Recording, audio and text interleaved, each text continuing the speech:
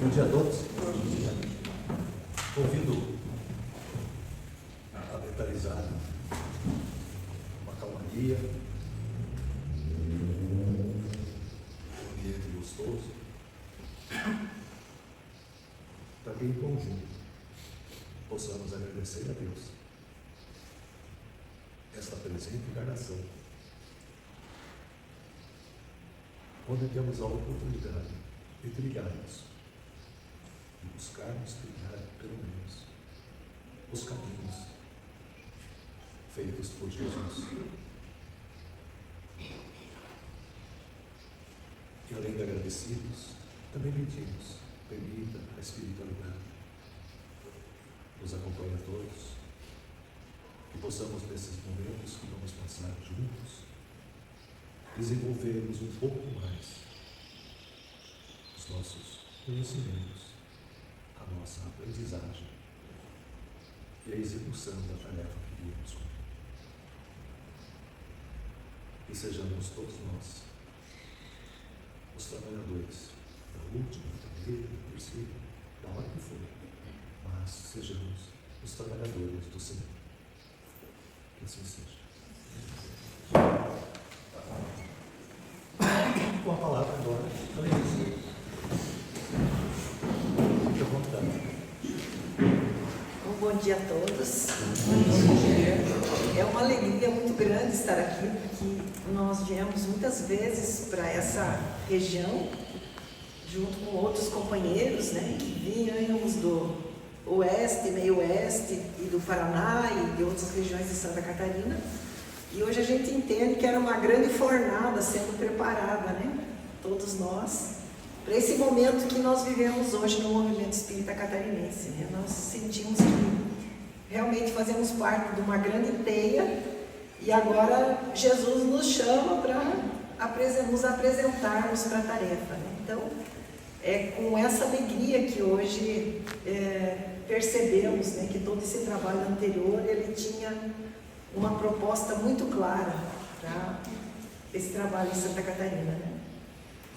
Então nós trazemos aqui hoje uma reflexão relacionada ao nosso papel na Casa Espírita, e o título do trabalho é Ao Explicador Espírita, e nós já vamos nos colocar aí nessa posição. Qual é o nosso papel no movimento espírita hoje? E entendemos alguns pontos importantes dessas reflexões, no sentido de que ele traga a todos aqueles que cheguem à Casa Espírita realmente o que precisam encontrar. Então, essa é a forma como nós vamos trabalhar. Inicialmente vamos fazer uma introdução, depois nós temos uma atividade onde vamos pedir a colaboração de vocês, depois fazemos mais uma análise da mensagem, partimos para uma atividade prática, porque a gente quer juntar duas coisas nessas 3 horas da manhã.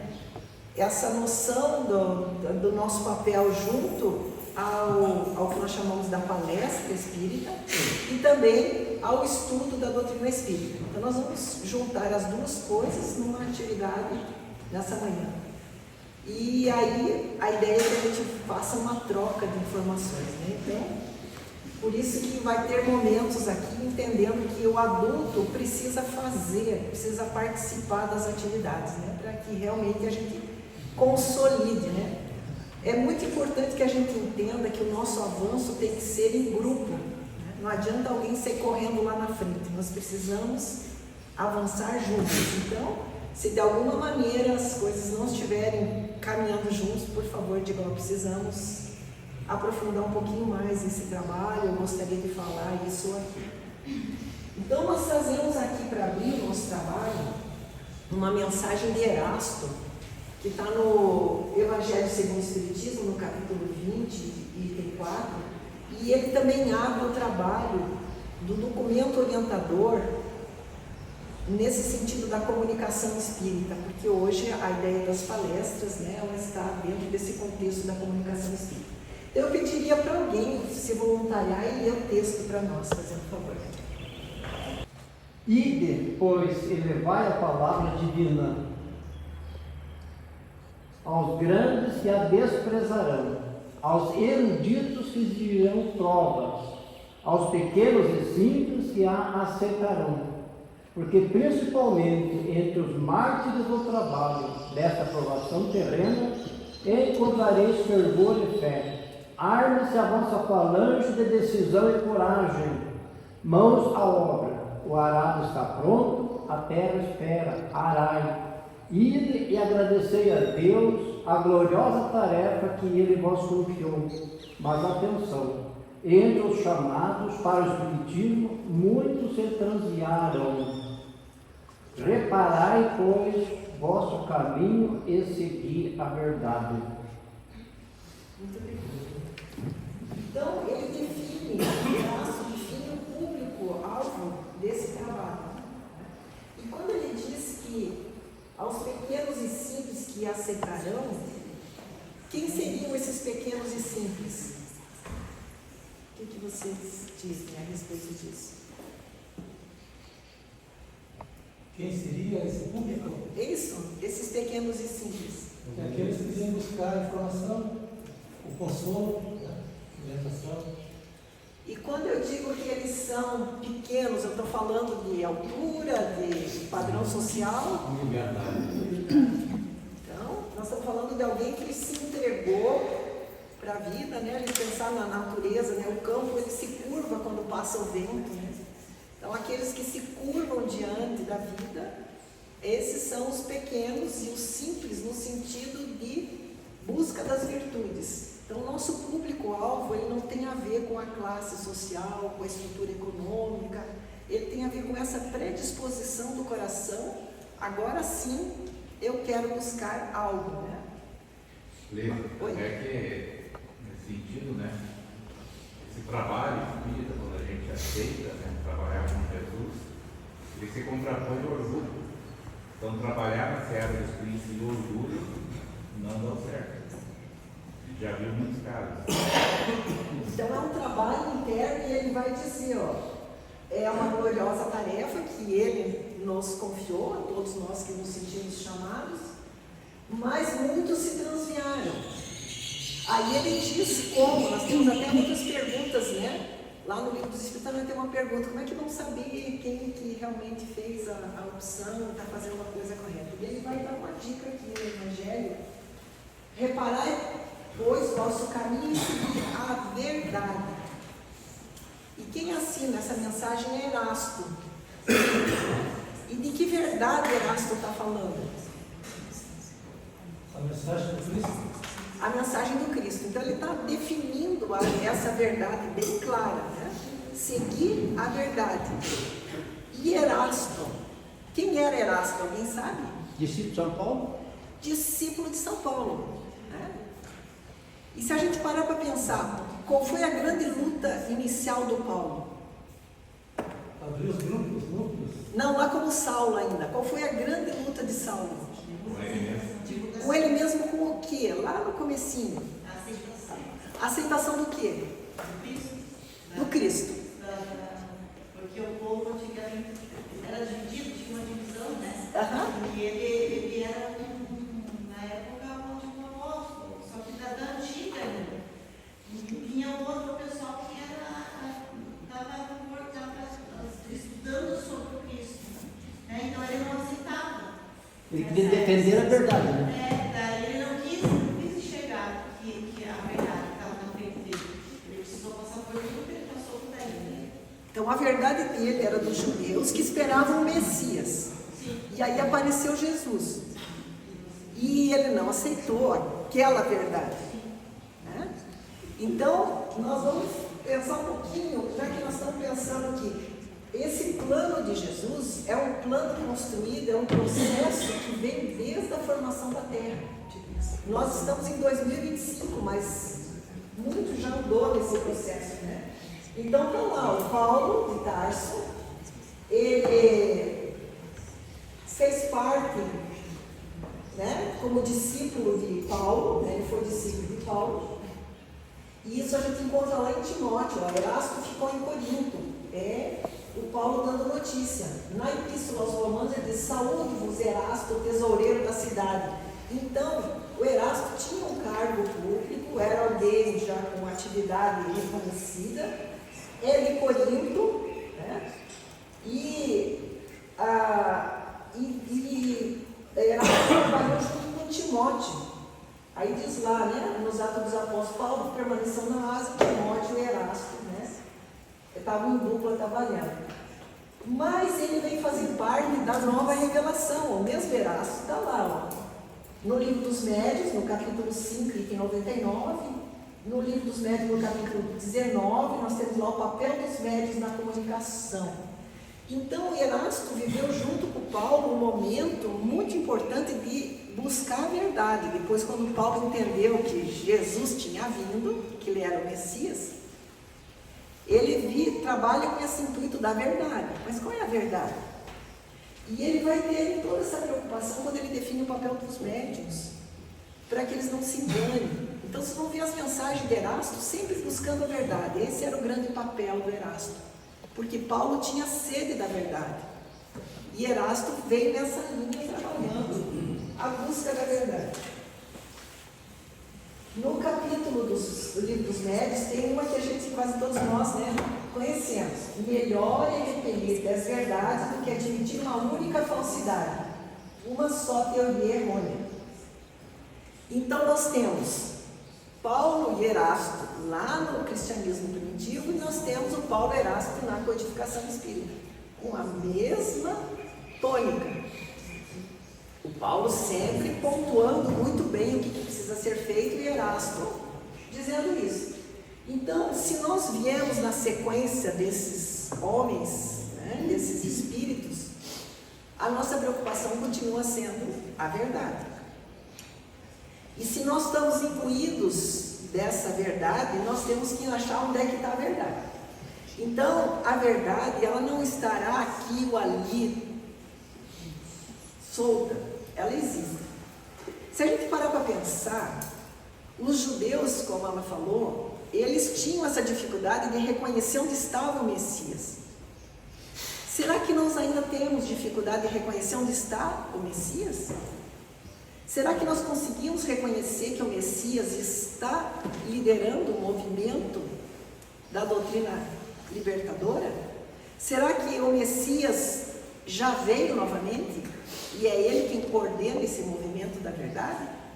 Vamos ver como é que nós estamos, se nós somos o Saulo ou se nós somos o Paulo, né? Quem somos nós? Então, nós vamos lembrar também que Chico Xavier tinha essa preocupação. Quando ele fala, Chico dá esse depoimento, alguém pode ler para nós? Lembro-me de que, em um dos primeiros contatos comigo, ele me preveniu que pretendia trabalhar ao meu lado, por tempo longo, mas que eu deveria, acima de tudo, procurar os ensinamentos de Jesus e as lições de Allan Kardec. E disse mais, que se um dia ele, Emmanuel, algo me aconselhasse que não estivesse de acordo com as palavras de Jesus e de Kardec, que eu devia permanecer com Jesus e Kardec, procurando esquecer. Xavier. Então, nós temos, em meio a tudo isso relacionado com a verdade, Jesus e Kardec. Se algo destoar a isso, se buscando as obras básicas nós não encontrarmos essa orientação, diz Emmanuel, fica com Jesus e com Kardec. Se Emmanuel disse isso, nós sabemos muito tranquilo onde nós vamos caminhar para fazer o que nós precisamos fazer, né?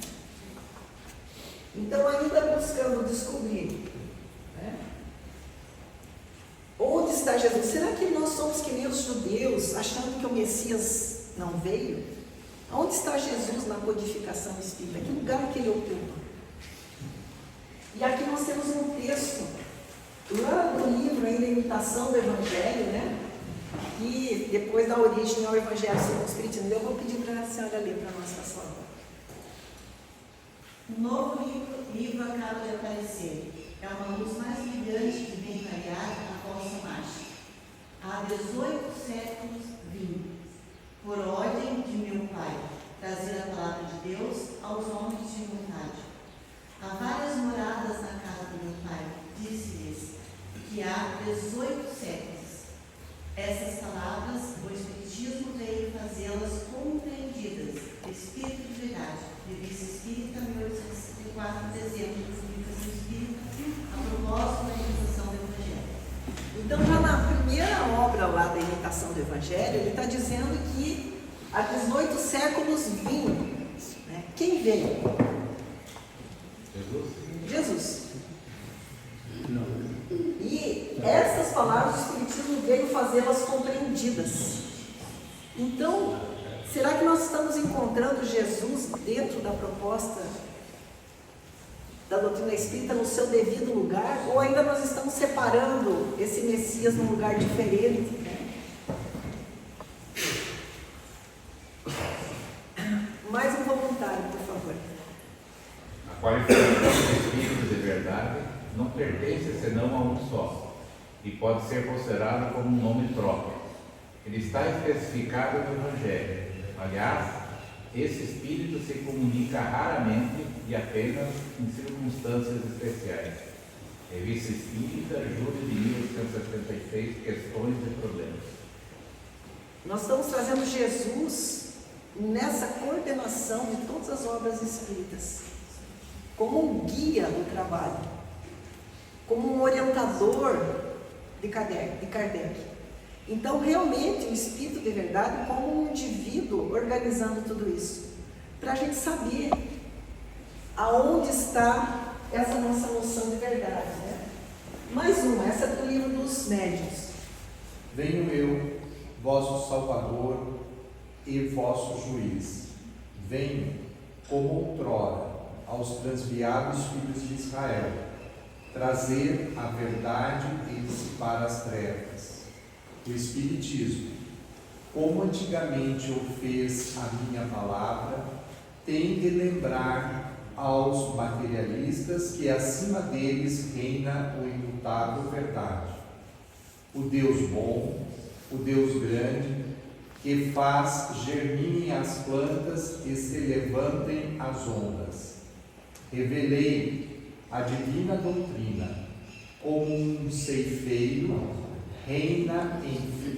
reúne em feixes o bem esparso no seio da humanidade, e diz: vinde a mim, todos vós que sofreis. Livro dos Médiuns, capítulo 31, item 9, Evangelho segundo o Espiritismo também, Cristo Consolador, capítulo 6, item 5. Do Evangelho, todo mundo lembra, né? Essa mensagem, a gente lembra lá do Evangelho. Mas no livro dos Médiuns, ali no Evangelho está assinado o Espírito Verdade. Lá no livro dos Médiuns está assinado Jesus. Então a mesma mensagem está nos dois livros, nas duas obras. É muito interessante quando ele diz trazer a verdade e dissipar as trevas, né? Venho como outrora os transviados, como antigamente eu fiz minha palavra, para me lembrar. Então, na verdade, Jesus está por trás de toda essa obra. Será que a gente consegue colocar Jesus no seu lugar como aquele que trouxe o Espiritismo para nós? Ou nós ficamos na dúvida, vamos falar de Jesus ou vamos falar do Espiritismo? Não acontece isso de vez em quando? Vamos agora falar de Jesus. Não, agora vamos falar de Espiritismo. Como se fossem coisas distintas. Então, nós não estamos igual os judeus lá na antiga. O Messias não veio, mas o Messias estava ali na frente, né? Mas o Messias não veio. Então, o mesmo que estava por trás, que não veio destruir a lei, se a gente pegar o Evangelho segundo o Espiritismo, ele está falando lá de ressurreição e está explicando a reencarnação, como é que os judeus entendiam a ressurreição e agora como que o Espiritismo coloca a palavra reencarnação. Então, ele está pegando o que tinha e esclarecendo. Agora, o que faz o Espiritismo? Pega as palavras, os ensinos de Jesus e esclarece ali à luz de 5 ideias principais: a existência de Deus, quem é esse Deus, como é esse Deus, a existência e imortalidade da alma, a comunicabilidade, a pluralidade das existências, né, e a reencarnação. Então, nós temos 5 princípios mais além de causa e efeito. Então, Jesus continua ampliando. Quem é que está por trás de tudo isso? É Ele. O que é que nós vamos falar quando a gente abre uma placa ali na frente e coloca o Centro Espírita? Nós vamos falar do quê? para que não seja uma propaganda enganosa. Nós vamos falar do quê? Espiritismo. De espiritismo. Mas quem é que está por trás desse movimento espírita? Jesus. Jesus. Tem como dissociar? Quase que não. Não. Nós vamos corrigir uma pergunta. Vocês acreditam em Jesus? Pois é. Muitas pessoas já perguntaram. E será que nós muitas vezes não dissociamos isso? Vamos lá estudar Jesus, agora vou estudar Espiritismo, agora vou estudar Jesus, agora vou estudar Espiritismo. Não, é uma coisa só, é um processo de maturidade do senso moral que nos permite hoje estudar as leis de Deus, porque o Evangelho é de Deus, né? As leis de Deus, com Jesus fazendo todo esse processo de aprendizado. Então, qual é o compromisso de Jesus? Nós tínhamos com Moisés a justiça, com Jesus nós temos o quê? E com a doutrina espírita? A verdade. Então, nós estamos nos caminhando para tudo isso, né? Para conhecer a verdade e ela nos libertará. Por isso que ela tem que ser água pura da fonte, ela tem que ser clara como tem que ser. Se nós tentarmos viver as relações humanas e fazer de volta esse movimento de trazer o que é do mundo para o pensamento filosófico, religioso e da ciência, nós voltamos lá para a história, lá atrás de novo, fazendo do nosso modo. Então agora, se nós estamos dispostos a ir, cultivar, preparar a terra, fazer tudo isso, é junto com a verdade. Porque tem que ser claro, tem que não restar dúvidas, para a gente nunca atestar a ignorância, mas eu não sabia. No centro espírita se falou de tudo, mas amei as palavras, porque podia ofender, podia não ficar muito claro. Não. Paulo viajou descalço, apanhou, lutou, fez discípulos. Erasto segue com esse compromisso da verdade. A gente pode procurar. Está lá sempre ele do lado de Paulo, procurando trazer as mensagens. É por aqui. Então é nesse sentido que nós definimos o que nós fazemos na Casa Espírita. Do contrário, nós estamos fazendo uma propaganda enganosa quando colocamos a palavra espírita no fronte da casa que nós trabalhamos. Então, e Jesus? Jesus é o guia, é guia da humanidade, foi guia de Kardec, né? Esse material aqui, ele é um estudo do Cosme Massi, e ele apresenta nesse estudo, inclusive, material que vai levar a gente a entender que o Espírito de Verdade era o guia de Kardec. Então, é muito profundo tudo isso, mas nós precisamos nos debruçar sobre esses estudos para que fique muito claro e não seja a opinião de um nem de outro. É Jesus e Kardec. Está na dúvida? Vamos sentar e vamos estudar. Então nós estamos usando um método de Jesus que se chama persuasão. Quem tem razão? Nós temos que trazer os argumentos e a verdade vai prevalecer. Então persuasão é o método de Jesus para fazer esse trabalho todo que nós nos colocamos à disposição, né? Então, nós trouxemos aqui essa frase de Emmanuel que nós já ouvimos isso muitas vezes, né? Que a maior caridade que praticamos em relação à doutrina espírita é a sua divulgação. Por que será que a divulgação é a maior caridade? Será que a gente consegue trazer isso realmente como um lema da nossa vida? Por que divulgar o Espiritismo é a maior caridade? Alguém quer contribuir? Em parte, muito do povo confunde nesse sentido. Acha que está divulgando a doutrina só aquele que é palestrante, que está coordenando um grupo de estudo. Na verdade, todo aquele que está vivendo está divulgando através dos exemplos da vida, de tudo. E por que dar exemplo e viver, divulgar a doutrina espírita nesse sentido mais amplo, é o trabalho mais importante?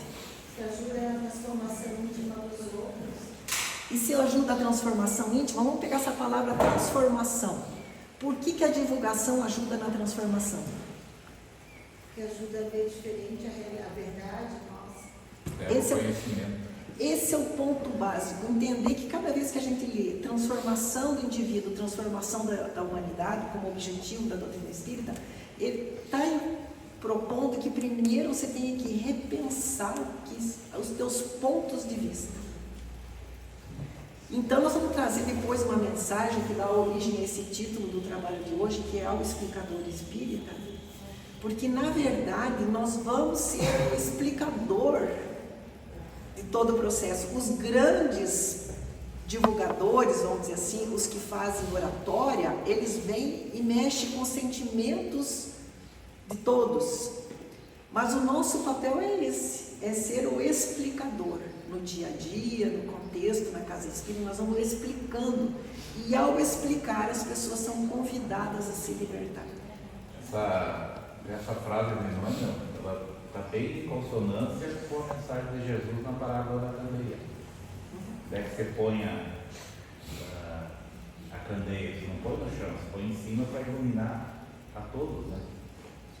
E veja, se a gente entender isso, realmente como divulgar, no sentido dessa proximidade com a verdade, com a amorosidade de Jesus, ela vai ajudar a fazer o processo, ela vai ser diretriz para o processo de mudança. Então, é disso que nós vamos nos ocupar hoje, né? Então, existe na Federação Espírita Brasileira essa publicação da orientação ao Centro Espírita, e isso vem do Conselho Federativo Nacional, ou seja, é o movimento espírita brasileiro que, ao ser consultado e trabalhado, constrói essas diretrizes, e é por aqui que não vai ser a opinião de um e nem a opinião de outro. Para que servem os documentos orientadores? Eles servem para que a gente, ao botar o pé em qualquer ação, qualquer atividade, a gente saiba o que tem que fazer ali. Então, dentro dessa orientação ao Centro Espírita, tem a questão da palestra pública. Qual que é o objetivo de fazermos palestra pública na Casa Espírita? Eu podia ter um objetivo, a Cíntia podia ter outro. Tá, mas o que nós vamos fazer lá? Vamos consultar o documento. E o documento diz o seguinte, quem lê para nós, por favor?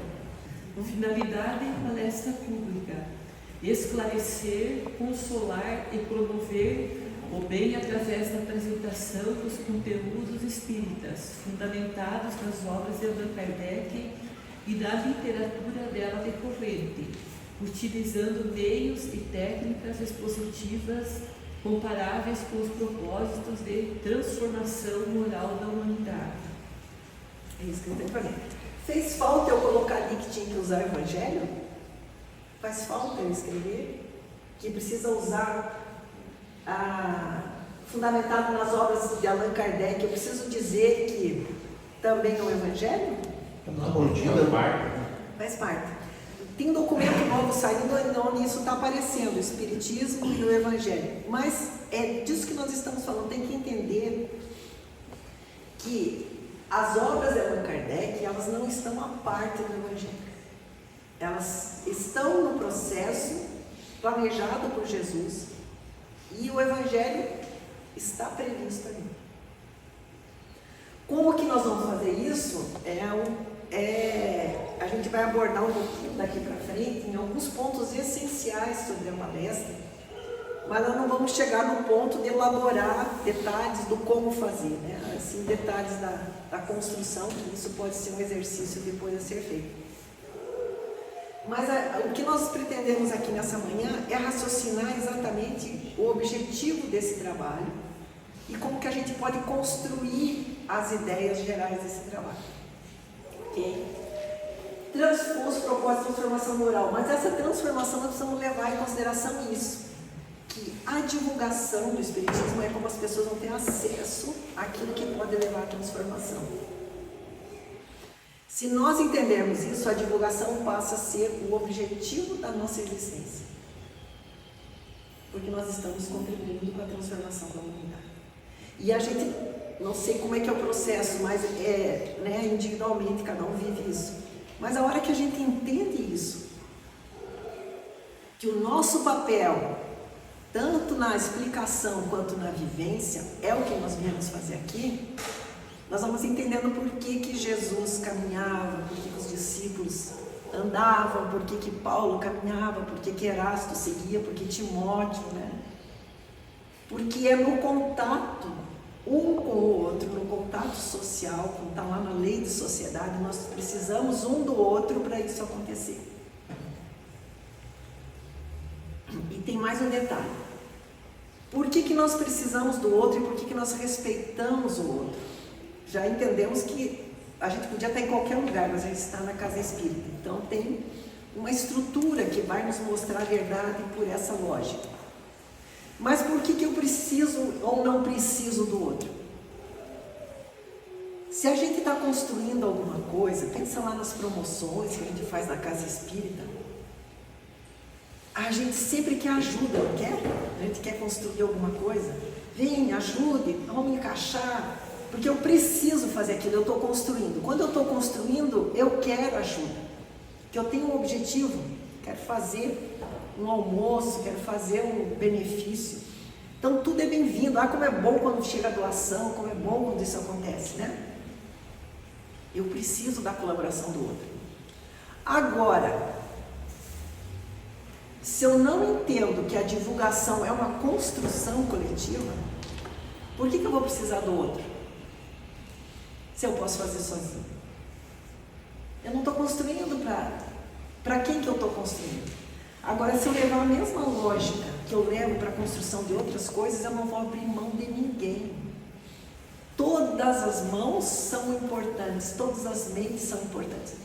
Ah, mas essa aqui pensa para o norte, essa para o sul, essa para o oeste e para o oeste. Como é que nós vamos organizar? Para cá. O Espiritismo é por aqui, Jesus está coordenando esse trabalho, os Espíritos estão orientando e nós vamos seguir esse caminho. Então não tem por que a gente ficar isolando pessoas ou dispensando, mas as ideias sim. Olha, isso não se encaixa. Que tal você pensar por esse ano? Por aqui? Por aí não tem jeito nenhum, então seguimos como quem segue essa caravana. Uma caravana tem sempre alguém chefiando o caminho, né? De caravana nós estamos inscritos. A caravana de Emmanuel, a caravana de Francisco de Assis, a caravana de Paulo, a caravana de Erasto, Timóteo. Qual caravana? Com certeza são caravanas de Jesus. Agora, se nós víssemos quem está lá na frente, será que a gente ia ficar pensando quem a gente ia pôr por guia e modelo? A gente sabe quem vai lá na frente. Então é muito tranquilo explicar, olha, nós estamos seguindo por aqui, esse é o material, essas são as ideias. E a gente vai perceber muitas vezes que na convivência nós temos pessoas que a gente jamais conviveria se fosse lá fora. A gente tem experiência disso ao longo do caminho. E a gente se abraça e diz, ainda bem que o objetivo é o mesmo. Porque daí cada um reserva o que não faz parte do contexto. A gente sabe que o objetivo é o mesmo. E a gente se abraça e diz, graças a Deus somos amigos, né? A música do cativar que fechou a nossa sensibilização, né? É isso, é cativar, mas cativados pelo amor de Jesus, por onde nós seguimos, né? Então, nesse sentido é que nós somos convidados a trabalhar esse tema da palestra. E agora nós vamos fazer o nosso primeiro exercício. Precisamos aqui voluntário. Mas eu vou explicar antes o que é, para ninguém ficar intimidado. Nós precisamos de alguém aqui na frente para me falar de uma coisa que adora fazer, que faz muito bem, uma coisa que faça muito bem. Para nos dizer qual que é a sua motivação, o que gosta de fazer na vida. Dentro diz que gosta de fazer na vida o que faz melhor das coisas, que sabe fazer o que faz melhor. E depois nós vamos fazer uma avaliação desses talentos aí, né? Então nós precisamos de um convidado, de um voluntário aqui. Voluntário, por favor.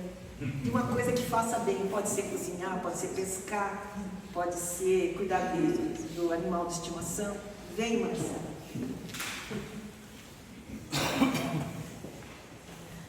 Marcelo, você vai ter 3 minutinhos Então você falou o seguinte, primeiramente, você vai agradecer as pessoas pela oportunidade de fazer essa fala. Você vai dizer por que você está aqui, ou seja, o que você faz muito bem. Tá? E como que você faz isso que você faz muito bem. Você vai nos dizer o que você faz muito bem e como que você faz. Tá? Aí, você vai agradecer e nós vamos dar um feedback dos seus talentos. 3 minutinhos. Cara, que o pessoal conhece. Pode vir para cá. Vocês estão pensando, a gente vai ter mais exercícios. O que é que vocês fazem muito bem?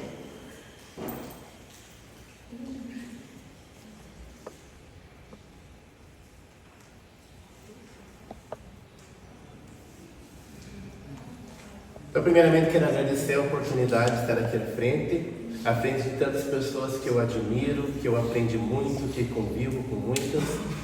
E é sempre muito bom estar numa doutrina maravilhosa como esta e principalmente falando sobre ela.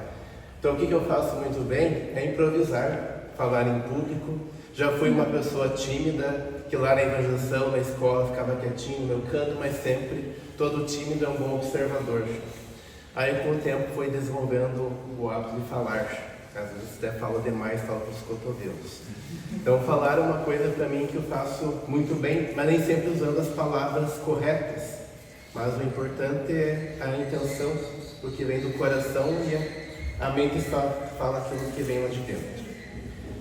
Por falar bem, também gosto de dar aulas. Então, sou professor de matemática. Por que escolhi essa matéria? Porque percebi que a maioria não gosta. Então, se a maioria não gosta, ia ter menos concorrentes. E também percebi que é algo assim que eu podia contribuir, porque eu tinha uma facilidade, assim como meu pai também tem facilidade para português e matemática. E matemática é uma coisa que eu tenho facilidade. Aí busquei compreender por que as pessoas tinham essas dificuldades estudando ela, identifiquei outras dificuldades, aprendi bastante e hoje acredito que eu faço muito bem é dar aulas de matemática. Mas o dar aula não é só o conteúdo, mas assim você está ajudando o ser a desenvolver conhecimento, habilidades. Então, eu fico muito feliz ao perceber quando uma criança diz que obrigado, professor, eu aprendi. Então, ser professor é algo que me ajuda a me sentir uma pessoa melhor, alguém que faz algo que possa acrescentar. Então, mesmo eu sendo pequeno, tendo as minhas limitações, minha ignorância, mas eu ainda posso contribuir. E eu mesmo isso faço perante a doutrina, mesmo sendo imperfeito, tendo muitas dificuldades, isso não me impede de estar aqui na frente falando um pouquinho. Como que você faz para dar aula de matemática? Como que eu faço? Primeira coisa é motivação. Só o conhecimento, tem muita gente que tem muito conhecimento, mas não consegue transmitir aquilo que sabe. Então eu tenho pouco conhecimento, mas a motivação de ensinar, a alegria, o entusiasmo, isso acho que contribui. Mas como que você faz para ir dar aula? Como que você... Primeiro tem que estudar, o planejamento, você tem que planejar a aula tanto no papel como na mente, você tem que, primeiro vou chegar lá na sala tal, tem horário a ser seguido, né?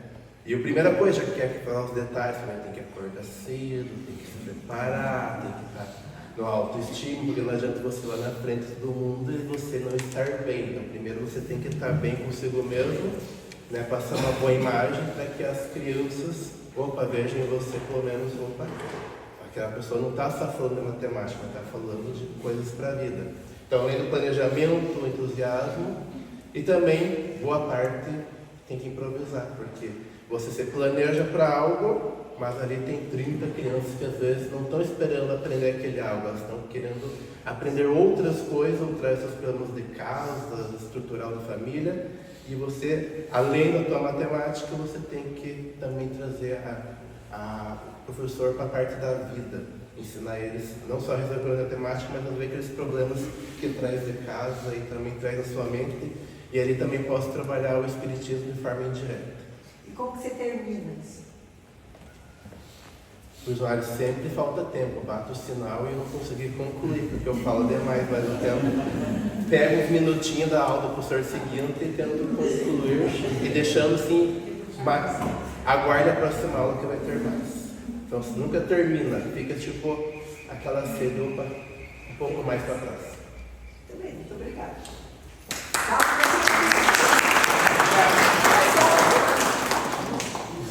Então ele fez a proposta. Agora nós vamos encontrar com essa... Eu estou aqui, porque eu percebi que todo mundo vai ter que falar.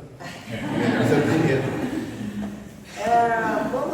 Vamos encontrar quais são os talentos do Marcelo. Espontaneidade. Espontaneidade. O que mais? Oratória. Oratória. Dedicação. Dedicação. Humildade. Transporte. Coragem, que tá aí. Coragem. Legal, né? Proatividade, seu primeiro. Proatividade foi o primeiro. Comprometimento, porque quando a sua vem. Motivação. Então, é isso. Muito obrigada. Eu agradeço. Agora, você não quer vir, não? Exatamente. Democraticamente.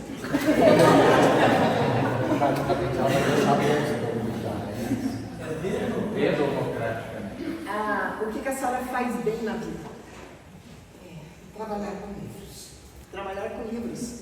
No geral, de toda a vida. Clube do livro. Não na doutrina espírita, na vida. O que a senhora faz? Pode ser uma... Faz parte da minha vida. Muito bem. Para vocês ficarem tranquilos, pode ser costurar, pintar, o que quiser. Né? Então, trabalhar com isso. Então, a senhora vai agradecer o convite da senhora a falar sobre o que a senhora mais gosta de fazer na vida.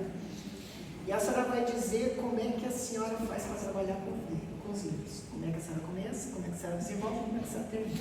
Depois agradece. Não, tem 3 minutos. Então, cronômetro cantar.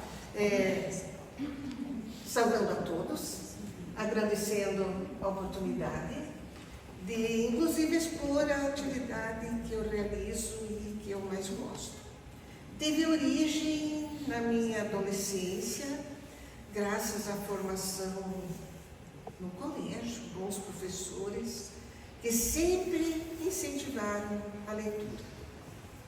Quando participando mais ativamente na Casa Espírita e entendendo que a divulgação é muito necessária, um estudo muito importante e a presença do livro fundamental, né? Então, aparecendo a oportunidade, assim, democraticamente, né? Convidada você, comecei a participar da livraria, da biblioteca e me inteirando melhor nesse quesito dos livros. É muito necessário a gente ter um olhar muito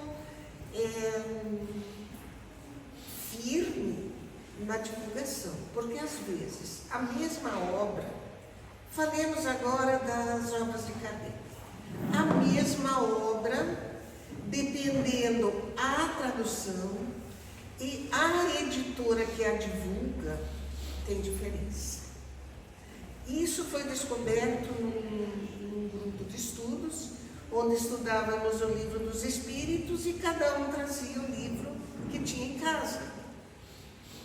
E no estudo, a gente notou que o livro X, o livro Y tinham diferenças que às vezes até se contradiziam. Então aí a importância de a gente prestar atenção no tradutor, na editora que aceita certas publicações sem o compromisso doutrinário, com a verdade doutrinária. Isso acontece bastante. Bom, saindo das obras básicas, a gente vai encontrar autores que também são espíritas, escrevem muito bem, discorrem sobre determinados assuntos, mas o sofisma está ali presente. Coordenando uma livraria, uma biblioteca, eu me sinto responsável em divulgar aquela determinada obra. Chega alguém e pergunta para mim: a biblioteca está grande, mas eu no fundo, eu queria mesmo Zíbia Gasparetto. Não, eu queria os livros da Patrícia, eu já li 2, acho que tem 3, 4. Você não tem os outros? Ou então eu queria o Carlos Bacelli. E agora, modernamente, está aparecendo um autor, um tal de André Luiz, que psicografa por Ranieri. E é um pouco diferente do André Luiz do Chico. Você tem? Não tem. Não trabalha. E é muito importante eu explicar por quê. Eu não trabalho com determinados livros, com determinados autores. Mas você é tão crica, você é tão seletiva, se a pessoa quiser, ela vai comprar numa outra livraria. Tudo bem, vai comprar numa outra livraria, mas a responsabilidade daí não será nem minha e nem da casa que eu represento. Então, eu agradeço a atenção de vocês e me coloco à disposição, talvez, para algumas perguntas. Obrigada. Deu 3 minutos? Deu. Quais são os talentos dela? Serenidade. Fidelidade ao plenário. Dedicação. Responsabilidade. Calma. Preocupação com a verdade. Respeito pela doutrina. Tudo bem. Que bom. Obrigada.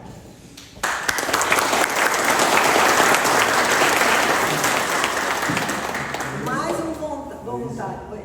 Só uma curiosidade, a Raquel foi a primeira bibliotecária do Centro Espírita Francisco Spinelli em meados da década 60. Contando minha idade. Aproveitando quem não está no Clube do Livro, aí é só falar com ela. Mais um voluntário, por favor. Alguém se desafia, assim, que nunca falou em público. Se desafia. Vamos lá. Bem, amigo. Só que agora você vai dizer teu nome, você vai agradecer a oportunidade e vai contar o que você mais gosta de fazer, começo, meio e fim, como vocês fazem isso. Agradeço. Vamos ver se eu lembro do espaço. Então, eu queria agradecer, primeiramente, meu nome é Wagner Batista, sou lá de Mafra, do Centro Allan Kardec. Eu gostaria de agradecer pela oportunidade de estar aqui, tanto prestigiando, tanta gente mais versada e mais experiente, que a gente pode absorver os conhecimentos, tanto quanto falar da miséria que eu já consegui fazer, porque é uma miséria, perto do que muita gente já viveu. E eu diria que o que eu melhor faço até agora, e há mais tempo, e a que eu acho que mais me dediquei, assim, é música. Então eu comecei com violão popular, lá na Casa da Cultura de Mafra. Daí eu fui vendo que, poxa, eu já numa igreja já tinha sequência de livros. Eu descobri que lá no Espírita também tinha. E eu vi que cada ano ia modernizando, cada ano era um livro novo. Daí tirava algumas músicas e deixava mais conforme com a doutrina. Eu pensei, então já tem música espírita e música conforme com a doutrina espírita.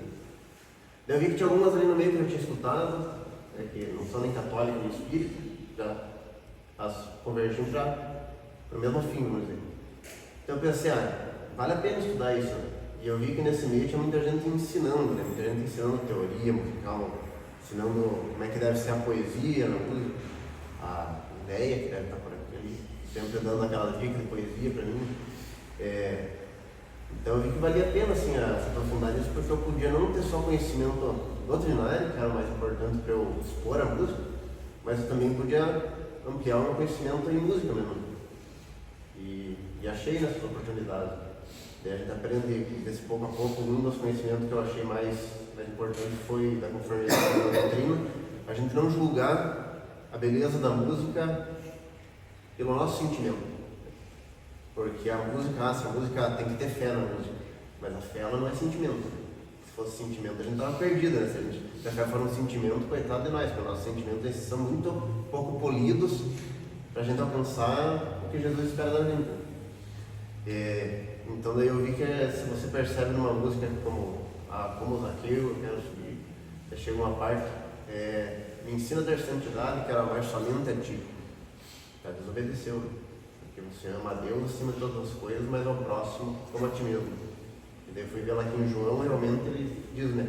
Quem ama somente a Deus que não vê, mas não ama o seu semelhante que vê, esse é mentiroso. Então já, poxa, que patada, né, de São João aí pra gente poder estar mais conforme. E realmente essas coisas passam despercebidas de vez em quando. E nesse meio eu vejo que tem muita gente boa, muita gente sincera e tem muita literatura que ajuda a gente a melhorar, né? Até o desenvolvimento das nossas músicas, às vezes, né? Compõe aqui, né? Uma musiquinha simples que seja, mas uma que seja agradável a Deus, né? Como a gente diz. Então, no mais é isso. Então, agradece. Então, muito obrigado pela oportunidade. E até mais. Mais um pouquinho. Quais são os talentos do Vai? Criatividade. Determinação. Inspiração. E a vontade. Dedicação. Acreditar em si. Boa vontade. Boa vontade. Humildade. Humildade. Isso aí, muito obrigada. Então, a ideia é a gente agora fazer uma reflexão sobre isso. O que a gente percebe quando a pessoa fala daquilo que ela mais gosta de fazer? Facilidade de expressar. Facilidade de expressar. Entusiasmo.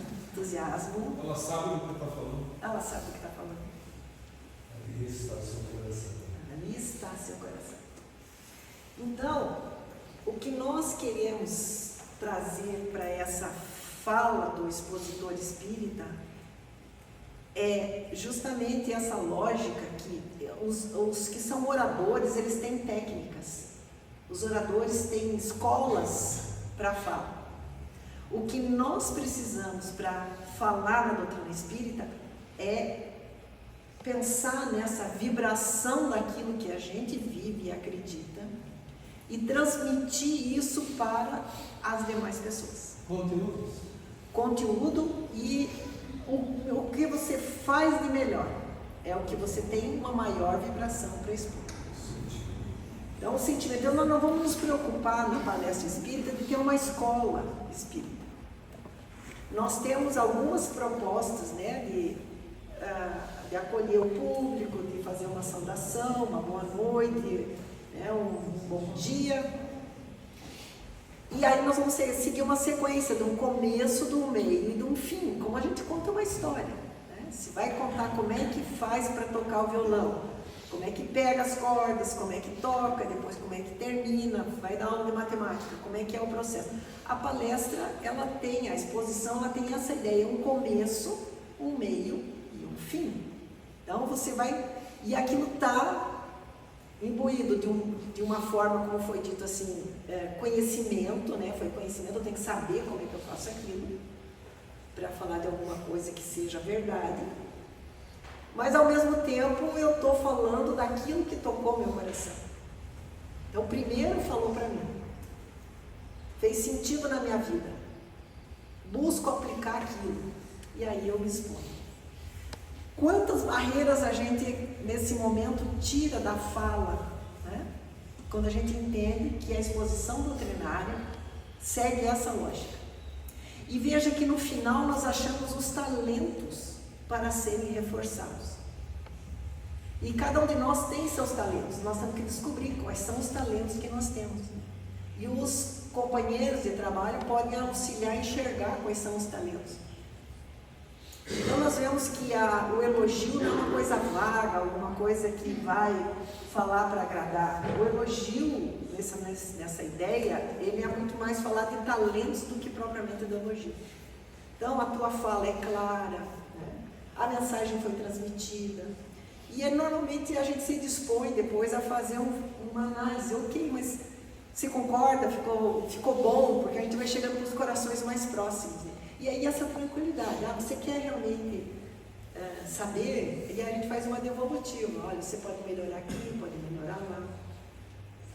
O tempo da introdução é um tempinho mais curto, o desenvolvimento da ideia, o fechamento.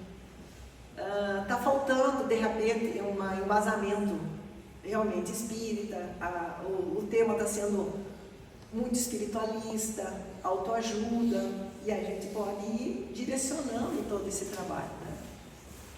Eu acho muito interessante também que o expositor ele seja preparado e entender a diferença entre uma exposição pública daquilo que se estuda em cursos dentro da casa. Porque a maioria que vem para dentro da casa espírita, pelo menos aqui na nossa casa acontece muito isso, são os principiantes, os neófitos, como dizia o nosso querido Jolie, né? Então, de repente eu trago ali e falo do livro dos espíritos, da gente, eles não sabem o que é isso, sabe? Eu falo, porque a mentora do Divaldo, a Joana, quem é a Joana de Ângeles? Porque... Então nós temos que trazer com clareza o Evangelho, de maneira clara, sabendo que aquelas pessoas que estão aqui passaram ali pelo atendimento fraterno. Eles estão aqui porque eles acham que perderam seus filhos, seus maridos, suas mães. Eles estão altamente depressivos. Nós estamos vivendo uma época de muita angústia, de muitos conflitos internos. E de repente eles veem a casa espírita e eles estão encontrando isso. Sabe? Então isso eu acho assim, algo que tem que ser pensado, tem que ser analisado, porque não podemos esquecer que o maior livro de autoajuda que existe é o Evangelho. Então, essa é a lógica lá do início, né? Que a gente está procurando tecer. Qual é o público-alvo que vem à casa espírita? O público-alvo vem à casa espírita por N motivos. Mas qual é o nosso motivo de estar aqui? Então, a ideia de adequar o público é sempre a primeira pergunta, né? Para que público nós vamos falar? Definir o público. Mas lembrando sempre aquela ideia que apresentou lá no início, né? Dessa ideia de atender aqueles que vêm buscar algo, né? Especificamente dentro desse conteúdo e dentro dessa ajuda, né? Nós já vamos entrar nessa outra etapa aí. O que poderia ser esclarecido? Então nós vamos tomando cuidado. Nós vamos falar nós temos uma sequência de palestras, mas pode ser que aquela pessoa está vindo pela primeira vez. Então nós vamos estar sempre com o público na exposição, considerando os que vêm pela primeira vez, mas também os jovens, que podem estar ali, acima de 12 anos, que é o público que frequenta a palestra. Será que eu tenho me preocupado que aquela mensagem atinja também os corações mais jovens? Eu tenho, de repente, se eu uso a apresentação, será que eu tenho imagens ali que também converse com os mais jovens, né? Então são preocupações e por isso que a casa tem que se reunir para definir essas coisas, conversar sobre isso e definir qual é o público que está frequentando, o que ele precisa. Mas sempre lembrando que o Evangelho de Jesus, é o esteio da doutrina espírita, porque a doutrina espírita é quem desentranha o Evangelho. Então, Kardec veio para quê? Para desentranhar as ideias de Jesus. Se eu falar do Evangelho sem apresentar as ideias espíritas, eu não estou apresentando nem a reencarnação, nem o Pai amoroso e bom, nem essa possibilidade da vida espiritual, que o filho não está perdido, né? Então, todas essas coisas eu consigo raciocinar se eu tiver esses elementos no raciocínio. Mas a gente vai ter que adequar, sim, ao público que vem ali, né? Mas nós vamos falar de mais um ponto muito importante, que a palestra espírita, né, a exposição, muitas vezes, a gente está pensando que é a responsabilidade do expositor. Mas a exposição pública é uma tarefa da casa espírita. Então, da mesma forma como eu participei, alguém falou, mas tem toda uma estrutura acontecendo, né? Toda uma situação acontecendo. Nós vamos procurar falar um pouquinho disso. Agora eu vou pedir ajuda para alguém ler esse texto que deu origem ao seminário, ao explicador espírita. Ao explicador espírita, tema: orientação da palavra espírita. Na tarefa da explicação dos princípios espíritas para a mente popular, medita na importância do serviço que a providência divina te confiou. Não te suponha dissertando simplesmente para atender a determinado item do programa traçado para as reuniões. Sempre que te compenetres da realidade de que toda a boa palavra, como toda a boa dádiva, procede originalmente de Deus, carreias o socorro dos mensageiros divinos para as necessidades humanas. A inspiração do mundo espiritual se te comunica ao cérebro como a força da usina absorve os implementos da lâmpada e, assim como a lâmpada acesa, expulsa as trevas. A tua frase impregnada de amor dissipa as sombras do espírito, irradiando conformidade e paz, esperança e consolação. Então, a primeira frase, na tarefa da explicação dos princípios espíritas para a mente popular. Essa mente popular, ela está dizendo o quê? Da classe social? Ela está falando do conhecimento intelectual? Do que está falando a mente popular? Das pessoas que chegam, às vezes, pela primeira vez em conhecimento. Também. Mas ela está falando da nossa mente popular também, porque muitas coisas nós ainda pensamos como uma mente popular. Na nossa vida cotidiana, que a gente falou já hoje, em toda parte, deve ser uma carta viva do Evangelho de Jesus. E nem sempre a nossa vida é uma carta viva, porque algumas coisas da nossa cabeça ainda está na mente popular, no sentido assim, como que eu raciocino as dificuldades da vida? Né? Como que eu vivo as dificuldades da vida? Se eu não vivo de acordo com a proposta, é porque nesse item a minha mente ainda é uma mente popular. Eu ainda considero que isso é sorte, que isso é azar, que eu preciso passar por isso e por aquilo, porque alguém fez algum mal, que alguém direcionou o mal. Então isso é mente popular. Para a gente entender que na nossa cabeça também tem a mente popular, não é só as pessoas que vêm aqui. Então, quando nós temos essa mensagem direcionada na tarefa da explicação dos princípios espíritas para a mente popular, significa trabalhar as ideias que vão auxiliar na transformação moral. E elas também estão na nossa cabeça. Porque tem muitas coisas que a gente tem na mente popular. Nós ainda fazemos como todo mundo faz que não conhece o que a gente conhece. Então, a mente popular, aquilo que eu estou querendo trazer para as pessoas que vêm pela primeira vez, ainda está acontecendo na minha vida, porque eu ainda não trouxe. Eu olho para o espelho e digo, eu sou espírito. Olho para o meu filho, para o meu neto e digo, você é um espírito imortal? Ou eu vou fazendo as coisas que vão cutucando mais próximo? Então, a mente popular e essa exposição, ela diz respeito também à nossa mente. Que apesar de já conhecer a doutrina espírita, às vezes a gente ainda está. Mas tem a inspiração do mundo espiritual que se comunica ao cérebro como a força da usina absorve os implementos da lâmpada. A lâmpada expulsa a treva. E a tua frase impregnada de amor dissipa as sombras do espírito, irradiando conformidade, paz, esperança e consolação. Então não é só a palavra que vai cumprir o seu objetivo. Talvez não tenha a palavra no português correto, mas ela tem tudo o que precisa ser dito ali. Mais um pouquinho. Antes do comentário elucidativo ou reconfortante, ajusta o pensamento às disciplinas da prece. A oração não valer-te-á por tomada invisível que te ligue sentimento e razão ao plano superior. Em seguida, aproveita os minutos com que o horário te favoreça e fala espontaneamente, trazendo o coração aos lábios. Diante do erro, esclarece amando, para que a corrigenda não tenha a força de uma imposição, e sim a luz de uma bênção. Fala, sobretudo, compadecendo-te dos que te ouvem. Lembra-te de que, muita vez, te diriges aos companheiros desfalecentes e fatigados. Muitos vieram de longe, ou se afastaram de obrigações urgentes do lar para receberem de ti um apontamento de bom ânimo que os ajude a suportar corajosamente o fardo das provações que ainda carregam. Com o mesmo devotamento fraternal, restaura a fé naqueles cujo traje da notícia da abastança material em que vivem, e levanta o ânimo abatido daqueles outros que trazem na própria apresentação os sinais inequívocos da penúria.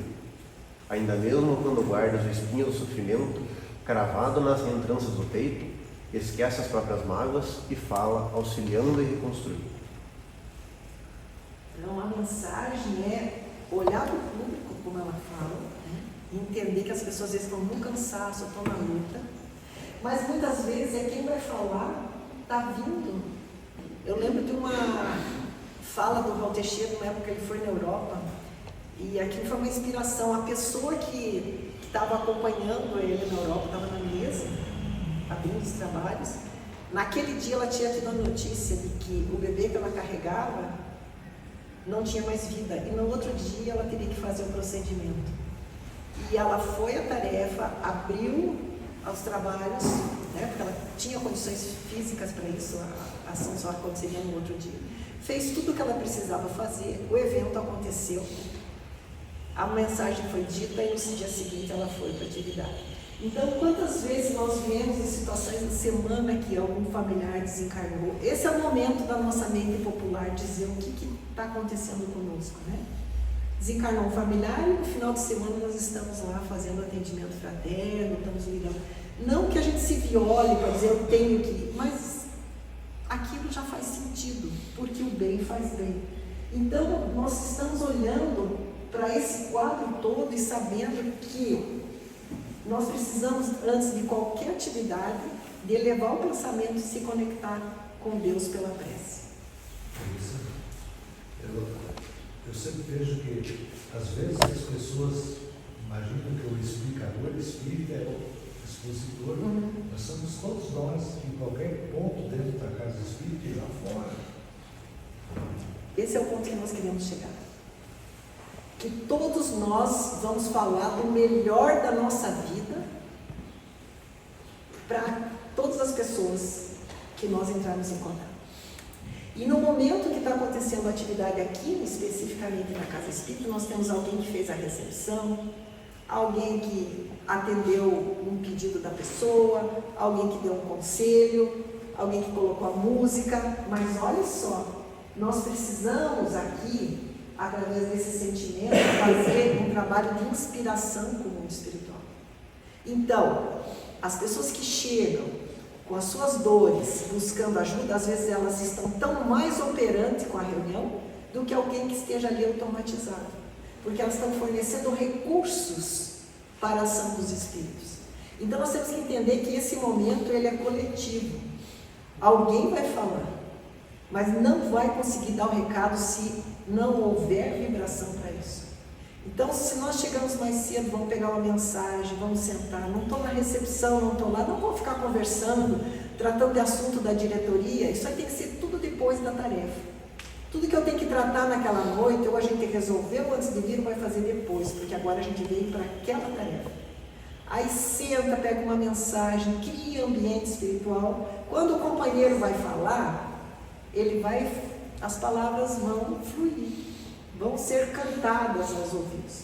Mas eu que sentei ali e vibrei pelo companheiro, pelas pessoas que chegaram, era uma atitude tão interessante, tão importante como aquele que estava falando, né? Nós vamos para o final aqui da mensagem, né? O perfume embalsama primeiro o vaso que o transporta. Outros expositores da verdade e do bem serão ouvidos de cátedras e tribunas, através de simpósios e multidões, porquanto nós todos precisamos da verdade e do bem, do vértice à base da pirâmide da vida.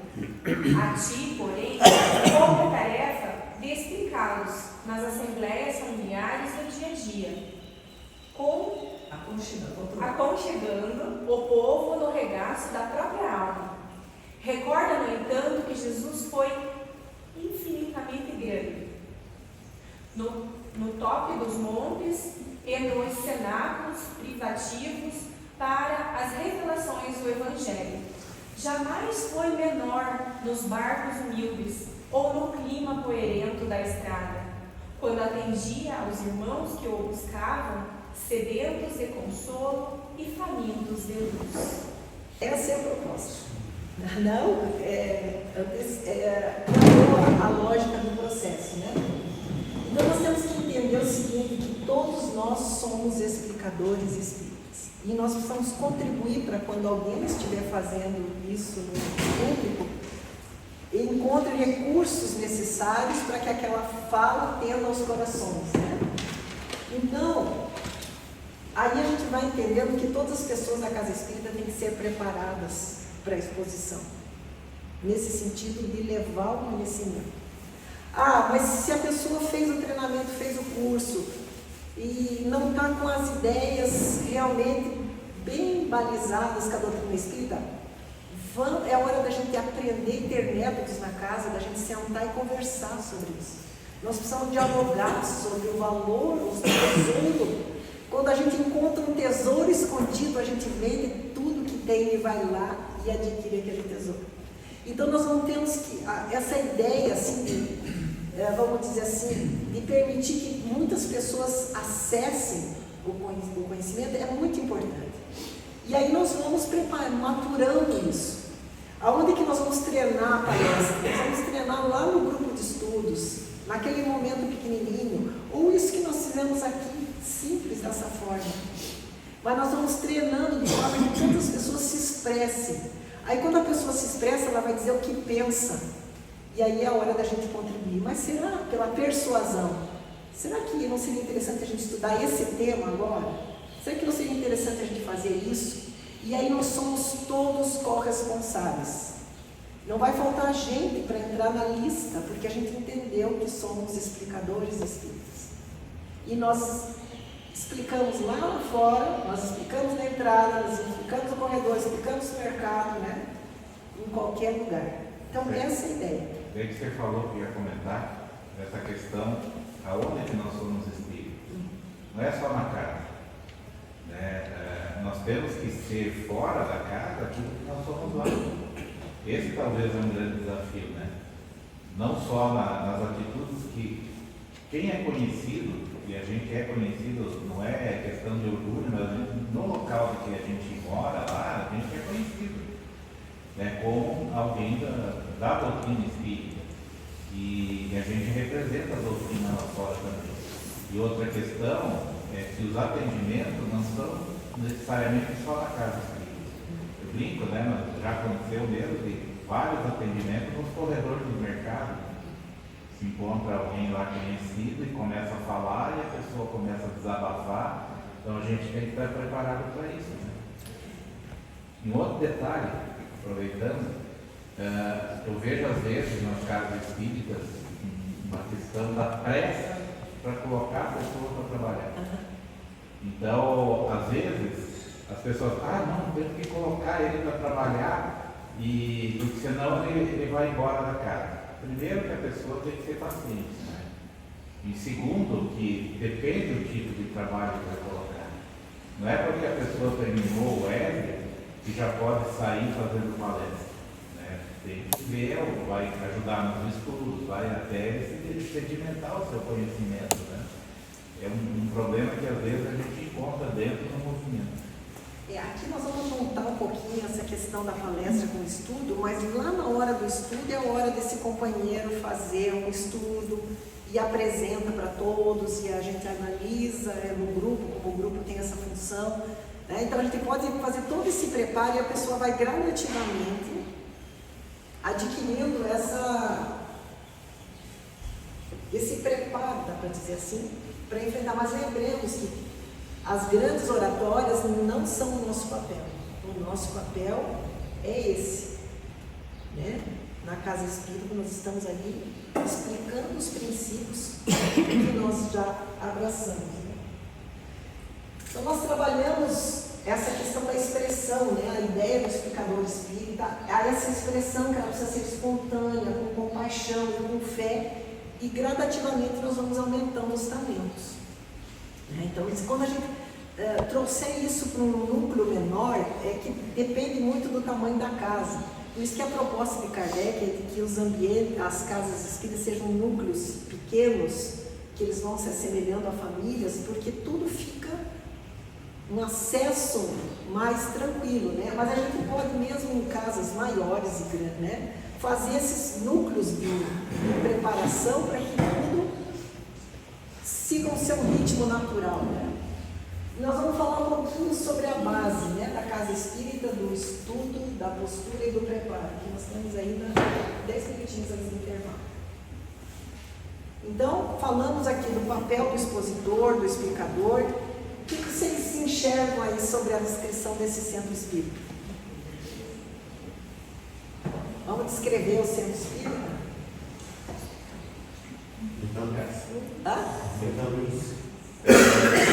Pessoas encarnadas e desencarnadas. E a energia do centro ali, evitando que alguns entrem. O que mais? Se assemelha a um hospital? Isso. Temos pessoas caídas, né? Você percebe mais coesão, né? Tanto na forma com que eles estão virando ali, quanto menos baderna, né? Estão para fora ali, parece que está virado uma desordem. A busca da luz, do recurso, né? Então aqui está aparecendo que nós temos a pessoa que fica na recepção, que entrega a mensagem, né? Depois prepara a água, tem um passe. E nós temos a presença dos benfeitores, que já organizaram a casa, que já trouxeram alguns que estavam há meses, semanas às vezes para vir, fizeram todo esse trabalho.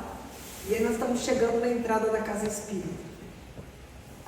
Será que quando a gente chega na casa espírita a gente tem essa ideia em mente? A gente já chega se conectando. A nossa casa espírita ela tem um portãozinho, né?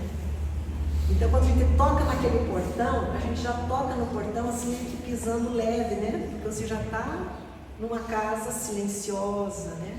Já está num outro ambiente, que não é a rua. Esse exercício de nós nos darmos conta de onde é que nós estamos entrando, o que vai acontecer ali, a prece que nós nos vinculamos com os benfeitores, os espíritos que são convidados naquela noite ou naquele dia para virem fazer parte das ações, para assistirem, os que vieram doloridos e vão ouvir aquele conteúdo. Então, quando a gente está nas dependências da casa espírita e aconteceu um fato na casa, pensa nessa situação. Se a gente, por um acaso, a língua deslizar para a fofoca, vamos pensar o benfeitor chegando com 5 ou 6 espíritos que vieram para o aprendizado daquela noite, chegaram na casa espírita e nos pegaram batendo em língua.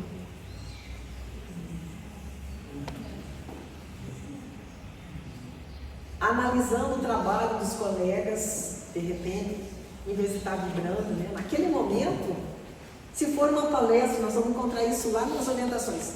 Se convidamos um palestrante e ele fizer bobagem, falar bobagem, é da nossa responsabilidade, que convidou, que está administrando aquela reunião, ao terminar, colocar, porque nós temos compromisso com a verdade. Mas se é algo que a gente pode conversar depois, pode...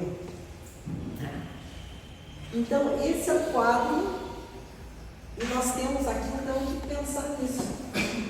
Um templo espírita não é simples construção de natureza material.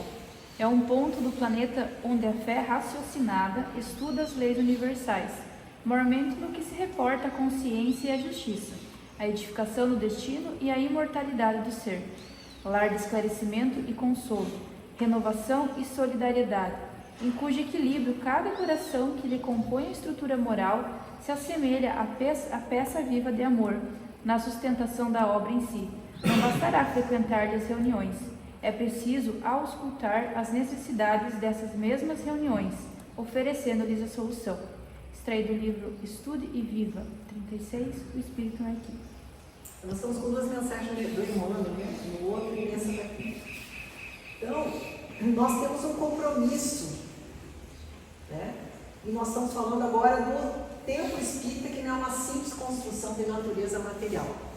Se ele não é uma simples construção de natureza material, do que é construído então o centro espírita, além das paredes?